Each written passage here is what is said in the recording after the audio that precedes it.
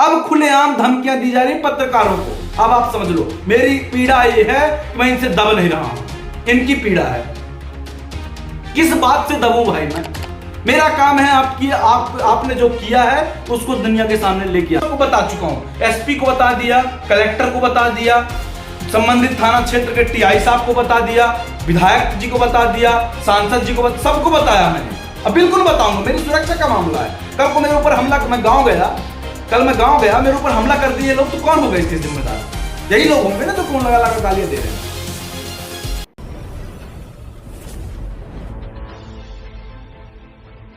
सभी लोगों का स्वागत करता हूं। कल रात जो मेरे साथ घटना हुई, कल मैंने वैसे भी पूरे चैनल पे चला दिया था, मतलब लिखने के माध्यम से आप सब लोगों को जानकारी आई होगी, या नहीं भी आई तो आपको ये जानकारी देता हूं कि ये नंबर आप देख रहे हैं स्क्रीन पे बड़े बड़े शब्दों में, इस नंबर से कल मेरे को कॉल किया जाता है शाम के समय, शाम लगभग 8 बजे। जैसे ही फोन लगाया जाता है, लगाते ही मेरे को तमाम तरह की भद्दी भद्दी गालियां और मारने की धमकी दी गई। जब मैंने पूछा उससे भाई मेरी गलती क्या है ये तो बताओ। अब आपको बताऊं मैं, मेरी तो अभी तक समझ में नहीं आया कि मेरी क्या गलती है। मैं उन लड़कों को पहचानता तक नहीं हूं अभी तक, कभी आज तक मैंने उसको अपना नंबर तक नहीं दिया। मतलब कहां से उन्होंने नंबर पाया, कौन उनसे ये काम करवाया, ये तो मुझे नहीं पता है। लेकिन जब पता किया गया तो लड़का लटा गांव का है, जिसका नंबर है, जिसका नाम धीरज पांडे है।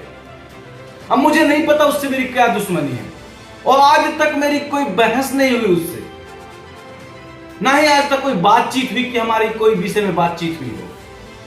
अब मुझे क्या है क्या नहीं है, अब ये तो वही व्यक्ति बता पाएगा जिसने मुझे फोन ला के गालियां दी, मारने की धमकी दी। मुझे ये नहीं समझ में आता कि पांडे जी को मेरे से क्या चाहिए, मुझे तो बिल्कुल समझ में नहीं आता। अब क्या किया जाए, अब आप लोग बताइए। पता है मुझे एहसास क्या हो रहा है? आप लोग मेरी भावनाओं को नहीं समझोगे तो मैं काम कैसे करूंगा, आप लोगों के लिए आवाज कैसे उठाऊंगा? ठीक है, मैं कल से मैहर छोड़ दूंगा, मैं तो ऐसे भी भोपाल में रहता हूं, मेरा भोपाल में पूरा काम चलता है। आपके मैहर में आके मैं काम कर रहा हूं, आपकी आवाज उठाने का काम कर रहा हूं, तो ऐसे लोगों के द्वारा मुझे दबाया गया, कल मान जो हमला कर दिया गया तो इसकी जिम्मेदारी कौन लेगा? क्यों आप इस बात को नहीं समझते हैं? इनको यह लग रहा है कि कल तक मजदूरी करने वाला लड़का, इसके बाप मजदूरी किया, बाप किसान है, ड्राइवर है, और ये आ जाके हमसे बहस कर रहा है, हमसे हमारे ऊपर सवाल उठा रहा है, तो कहीं ना कहीं दर्द तो होगा ना। मैं इन लोगों का दर्द समझ सकता हूं, जिसने भी ये काम करवाया है। मुझे नहीं पता किसने करवाया है, लेकिन जिसने भी ये काम करवाया है घोर निंदनीय काम है। फोन लगा के गाली देना, हमला करवाना, ये सब कमजोर लोगों की निशानी है, ये समझ लो आप। और आप यदि ये समझ रहे हो कि हम आपको धमका के, डरा के इसको चुप करा देंगे, तो यह संभव है भाई। ये वो मतलब मैं भगत सिंह का अनुयायी हूं, इस चीज को याद रखना, और अगली बार से लिख के रखना। इस बार जब भी मुझे फोन लगाना धमकी के रूप में, लड़ने के रूप में, तो मैं कहीं से भी किसी से कम नहीं हूं। मैं हिंसा का विरोध करता हूं। भगत सिंह, महात्मा गांधी जैसे महापुरुष मेरे आदर्श हैं।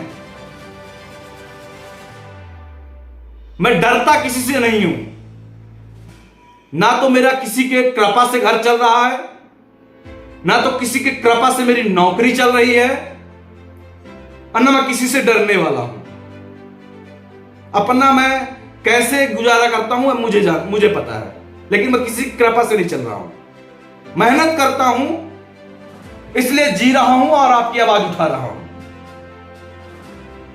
लेकिन इस चीज को याद रखो आप लोग, सभी ओबीसी, एसटी, एससी और समान वर्ग के लोगों को बता रहा हूं, जो भी मुझसे उम्मीद करता है कि मैं आपके लिए काम करूंगा, इस चीज को याद रखो कि आज मुझे दबा दिया जाएगा तो आपकी आवाज उठाने वाला व्यक्ति कौन होगा? क्यों नहीं आते हैं पत्रकार ओबीसी, एसटी, एससी के तरफ से? क्यों बड़े पत्रकार नहीं बन पाते? पता है क्यों? मैं तो कोई गांजा दारू, मेरा तो कोई खदान, ना तो कोई दारू का धंधा, ना कोई गांजा का धंधा, मेरा तो कुछ भी नहीं चलता। फिर जब हम जैसे लोग पढ़ लिख कर जब इस फील्ड में आकर आपकी आवाज में आवाज उठाने का काम करते हैं, तो क्या उम्मीद करते हैं आपसे? आपके सिर्फ समर्थन की। मत आओ मेरे बगल में, मत खड़े होकर समर्थन दो, आप कम से कम पीछे होकर समर्थन दे सकते हो मुझे। आप मेरी ताकत बन सकते हो। कहीं ना कहीं अब दबाया जा रहा है, इसलिए क्योंकि अब मेरी ताकत बढ़ती जा रही है, मेरी आवाज लगभग लाखों लोगों तक डेली जा रही है। अब कुछ समाज के उपद्रवियों के द्वारा उनको लगता है कि यह कैसे बढ़ता जा रहा है। उनको यह लगता है किसान का लड़का, ड्राइवर का लड़का कैसे हमसे सवाल उठा रहा है। आप लोगों को जरूर सोचना होगा इसको लेकर। आज यदि मेरा समर्थन नहीं करोगे तो कल को कोई आपका आवाज उठाने वाला खड़ा नहीं हो पाएगा। एक बात याद रखना। और मैहर की जो आज व्यवस्था है, पहले भी थी, जिला बन गया वो ठीक है, पहले भी मैहर में गुंडा राज था, आज भी मैहर में गुंडा राज है, आज भी मैहर में इस स्मगलर, गांजा, खदान तस्करों का पूरा दबदबा है, और लगता है जिला बनने के बाद भी ऐसे ही रहेगा। अब तो मैहर में कलेक्टर, एसपी जैसे बड़ी बड़ी रैंक के आईपीएस अधिकारी आके मैहर में बैठने लगे। अब खुलेआम धमकियां दी जा रही पत्रकारों को। अब आप समझ लो, मेरी पीड़ा यह है कि मैं इनसे दब नहीं रहा हूं, इनकी पीड़ा है। किस बात से दबूं भाई मैं? मेरा काम है आपने जो किया है उसको दुनिया के सामने लेके आने का। आप अच्छा करेंगे तो आपके लिए अच्छा बोला जाएगा, आप गलत करेंगे तो आपके लिए गलत बोला जाएगा।